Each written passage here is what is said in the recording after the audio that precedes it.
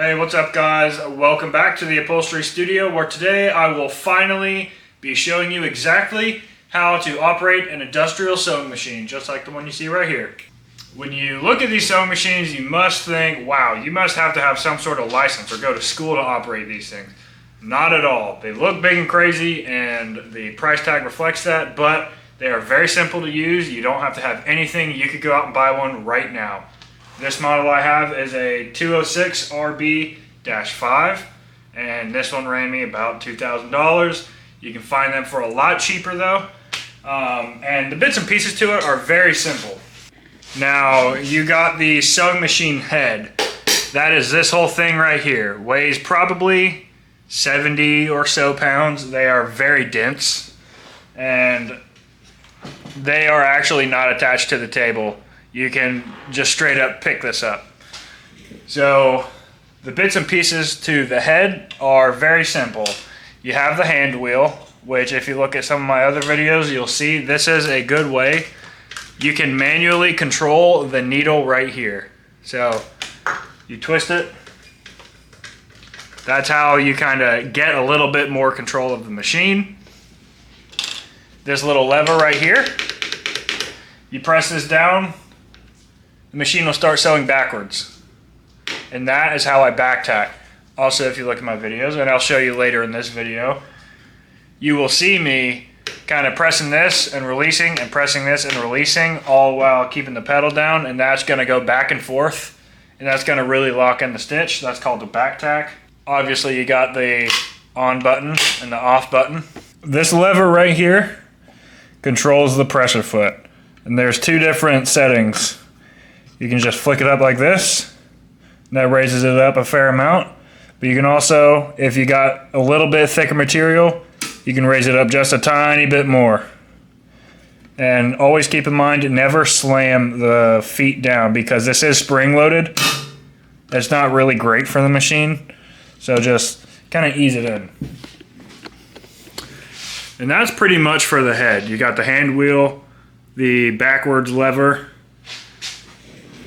This controls the stitches per inch, which is basically the size of each individual stitch.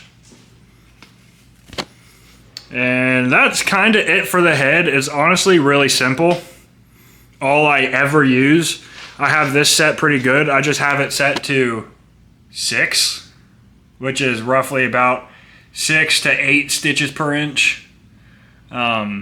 It's honestly not super accurate to the little numbers on the dial, so you just kind of have to play around with it and figure out what size stitching you like best. But typically, the bigger the number, the more stitches per inch you're going to have. The lower the number, the lower stitches per inch. So the lower stitches are going to be like huge. That's pretty much it for the head. This little knee pad is so you can flick your leg out and lift up the pressure foot. Because let's say you have a bunch of material under the machine and both of your hands are being utilized, you can't touch anything else. Knee lift lifts it up right.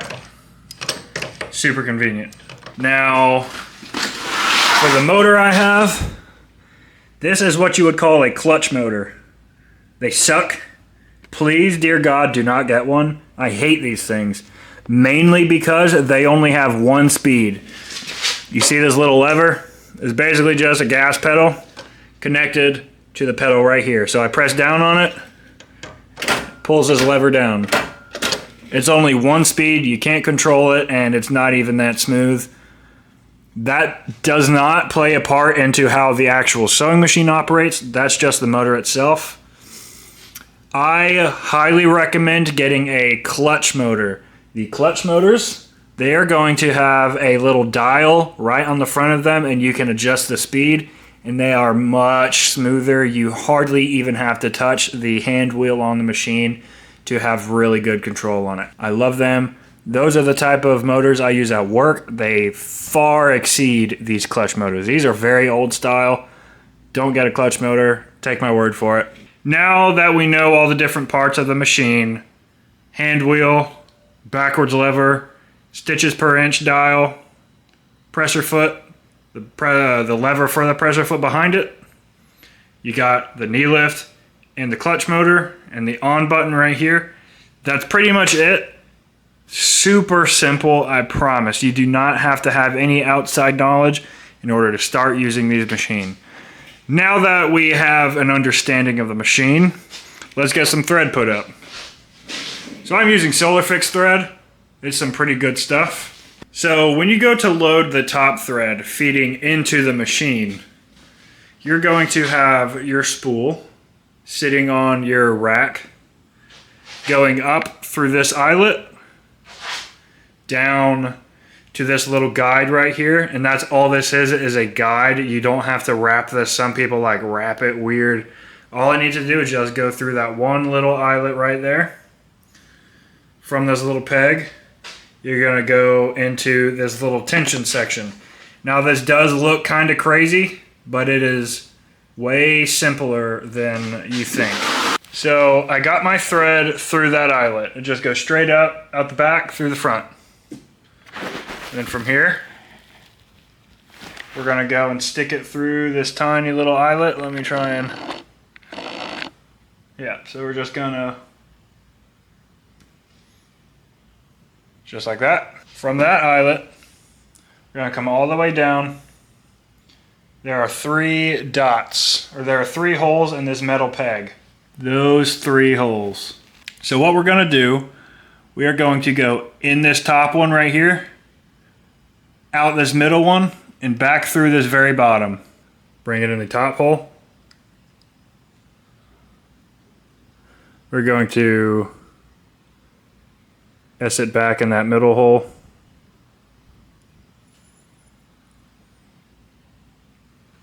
Into this bottom hole right here.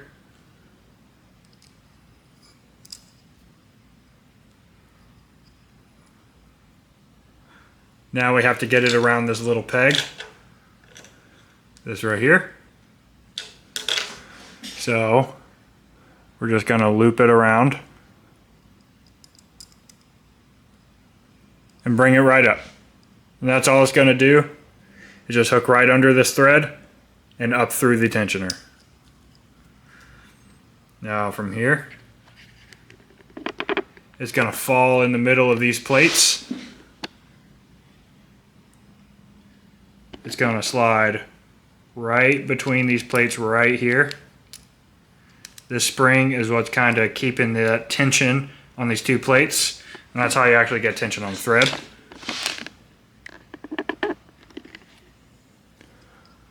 So through there, up to this tensioner right here, and you're gonna pull the thread all the way up. There's a little internal hook. This thing you see right here. The thread has to go all the way through from there.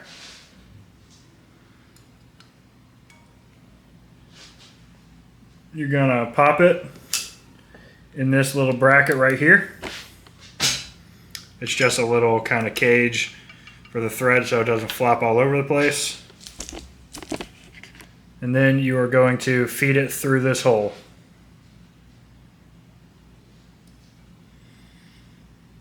And back in that same little eyelet, you're gonna put it through this little second eyelet. You're gonna pop it behind this metal plate right here. And if you look very carefully, there's this little ring, which is this bit right here. The thread is going to pop right behind into this little ring. Once you got it through the ring, all you got to do is pop it through the needle, and boom, you now have your top thread put in. Now if that was a little confusing to you, there was a little bit of steps. The majority of the time, and what I recommend you do if you do buy one of these machines, get one pre-assembled. This one I had to assemble everything. Not the head, this comes assembled. That would be an absolute nightmare. I had to assemble the table and whatnot. Get one that already comes assembled. They will have already checked the tension, and they should have a little sample piece showing what the stitches look like. Here is a way easier way to route your thread. let's say you want to change from white to gray. All you gotta do, cut it at the top, tie them together,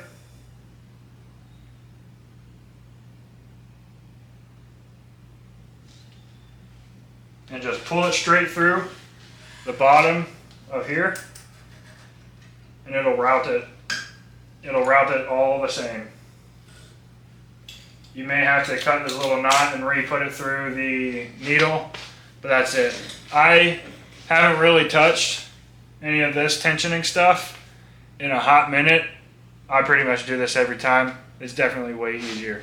So that was how you put in your top thread. And the way these machines work, you have your top thread and you have the bobbin that comes from underneath, and you have two different runs of thread. You're going to have to replace the bobbin. This runs out, and you're always going to have to replace that constantly. What you can do, slide it backwards. You see this little lever right here? You're going to grab this, pull this out, and this is your bobbin casing. Now, let's say you run out of thread in your bobbin. So, go ahead and take this out. You now have an empty bobbin casing. And this is your bobbin. It's a tiny little spool with a little bit of thread on it. What you're gonna do, you have this tiny little slit. You're gonna pop it in with the thread pointing to your right. And you're gonna slide the thread in that little slit, bringing it around past this little hook. And that is what your bobbin should look like. The thread coming out of this tiny little hook, because this little plate right here is what gives the tension on the bobbin. So now it should pull and it should rotate. There's a little lever here. Hold it out, and you can hold the bobbin without the casing falling out. Otherwise, the casing's gonna fall out a little bit like this. So pop that in, hold it by this little lever, boom. Now that we got the bobbin put in the bobbin casing, holding it by this little lever, is gonna go right back in here. And if you look closely, you can see this tiny little notch. This notch right here. That is going to fit right in with this notch right here. So holding it by the lever, we're gonna pop it right in. Boom. Now you can leave the thread under there, bringing the machine back down. All you need to do, you're gonna hold one end of this string right here, keeping it in your hand. You're gonna go ahead and rotate that needle once, and it is gonna catch that. And all you gotta do is pull it out from the bottom. Now you have both of your strings. And you are good to start sewing from here. Now when you run out of bobbin, you got an empty little thing, you're gonna need to refill it. That is what this whole little mechanism right here is for. All this you see.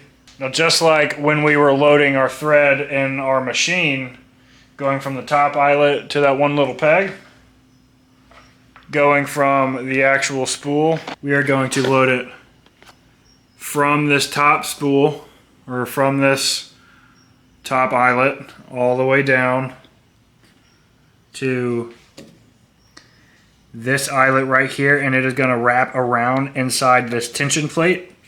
It's going to go under here, and your bobbin is going to sit on this peg, and it's going to wind it up through the eyelet,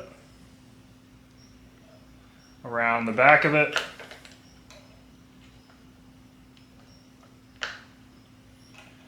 pinch it between those tension plates to right here. You're going to pop this on just a little bit, not completely fully. You're You're going to bring it through the bottom of this and out one of those little holes in the back. Wrap it around twice and pinch it. Cut off that excess. And this is going to push forward. So this wheel right here is what's going to spin the bobbin to actually have it loading. So while you're sewing, you can have a second bobbin on here, push it forward. The belt is going to wind this up. So when you're sewing, you press the pedal.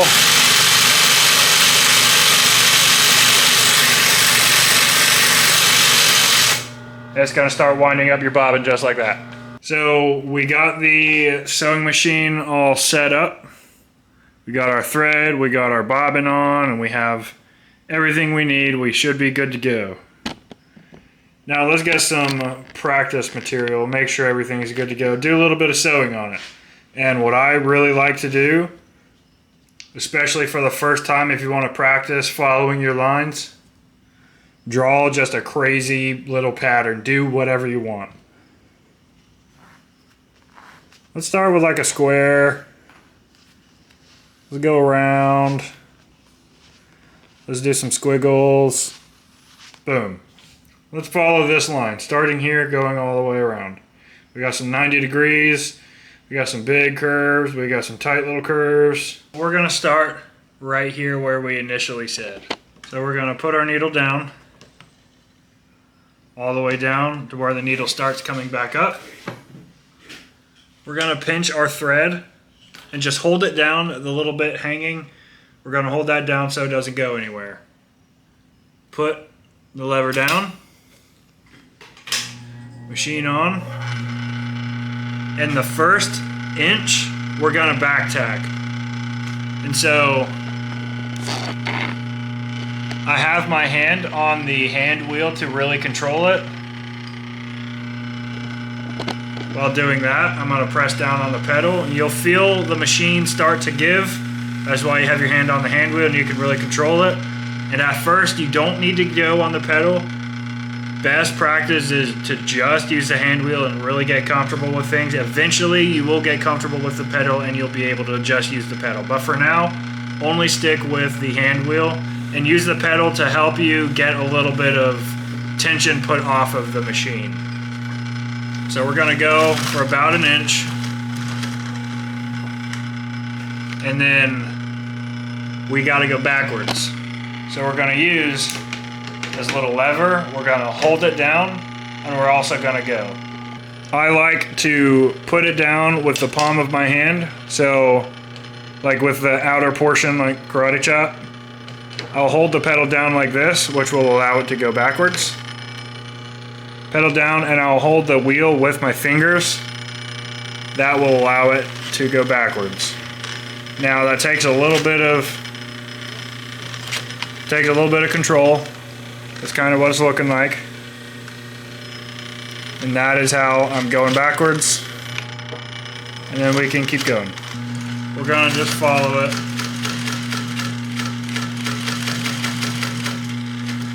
We're approaching a 90-degree corner. So what we're gonna do, we are going to stop the needle right when it's in that 90 degrees, bring the needle all the way down, and as soon as the needle starts coming up, stop there. Use your knee lift, lift up on the pedal, rotate, and keep going. Keeping your hand on the hand wheel, we are going to bring this down.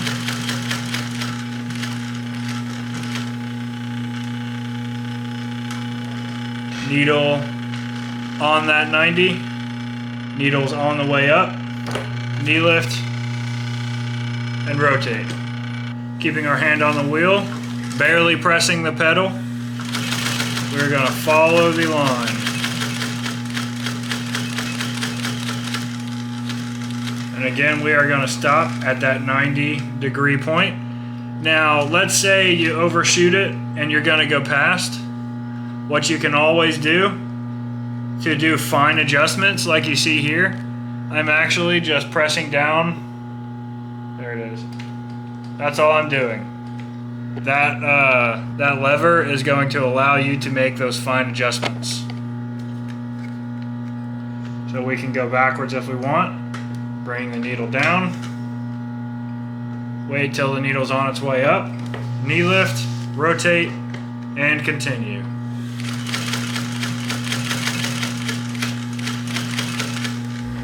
Same thing here. Needle down, on its way up, knee lift, rotate. We can go ahead and trim these. We're just gonna follow these lines.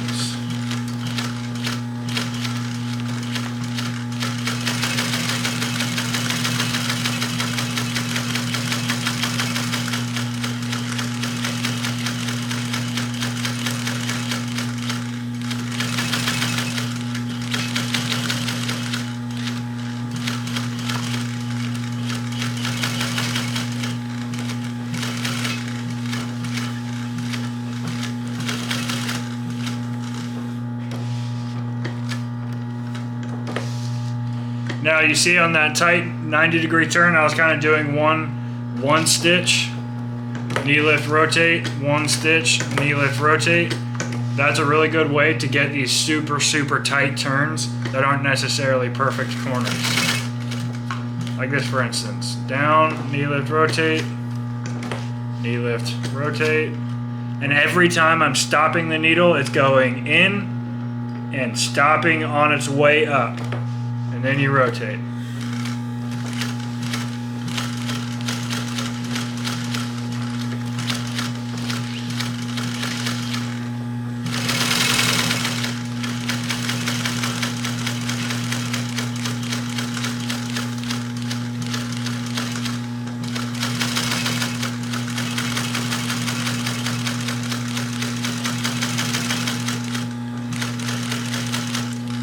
Now we've reached the end of our line. All I'm gonna do, with my palm down like this, I'm going to up, down. Followed your lines. You should have something sort of like this. We started right here, got a little back tack, went all the way around, stopped right here, had another back tack. Easy peasy. And that is the simple version on how to operate a sewing machine. I don't think there was really anything I missed. That was pretty much everything you should need to know when first getting started on a machine. Now yes, it might seem a little bit intimidating at first, but no different than your first time driving a car. If you keep practicing, eventually you'll get the hang of it, and it doesn't take that long to get the hang of it, trust me. I hope this video cleared up a few of your questions about how to operate an industrial sewing machine. Now, I am not perfect by any means, so if you have any questions at all, please ask me and I'll be more than happy to answer them. And thank you for watching. If you like this video, maybe you'll like some of my other videos, which might be like somewhere around here. You should give it a click.